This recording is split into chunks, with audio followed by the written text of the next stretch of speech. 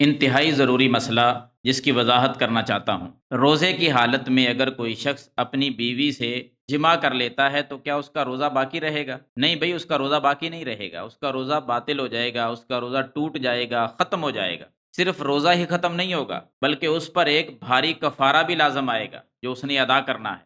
صحیح مسلم کے اندر موجود ہے یہ بات ساری کہ جس بندے نے روزے کی حالت میں جمع کیا اس کا روزہ بھی فارغ، جس کی اس نے بعد میں قضائی بھی دینی ہے۔ اور کفارہ کیا ہوگا؟ تین چیزوں میں سے ایک اس نے ادا کرنی، یا تو وہ غلام آزاد کرے، اگر غلام نہیں آزاد کر سکتا یعنی دوسرا آپشن اس کے پاس یہ ہے، تینوں میں سے کوئی ایک کرے گا، غلام آزاد کرے یا 2 مہینوں کے لگاتار روزے رکھے یا پھر 60 مسکینوں کو کھانا کھلائے۔ ان تین چیزوں میں سے کوئی ایک کام کرے گا تو تب جا کر اس کا کفارہ ادا ہوگا۔ اس لیے روزے کی حالت میں بیوی کے قریب نہ جائیں، کیونکہ روزہ نام ہی اس چیز کا ہے، کھانے پینے سے رکنا اور اپنی خواہشات پر پورا کنٹرول کرنا۔ ان تین چیزوں کا نام روزہ ہے، اور اگر یہی نہ کنٹرول کر سکے تو روزہ کیسے باقی رہے گا؟ اس کی بعد میں قضائی بھی دینی ہے، کفارہ بھی دینا ہے اور روزہ بھی ختم ہو جائے گا۔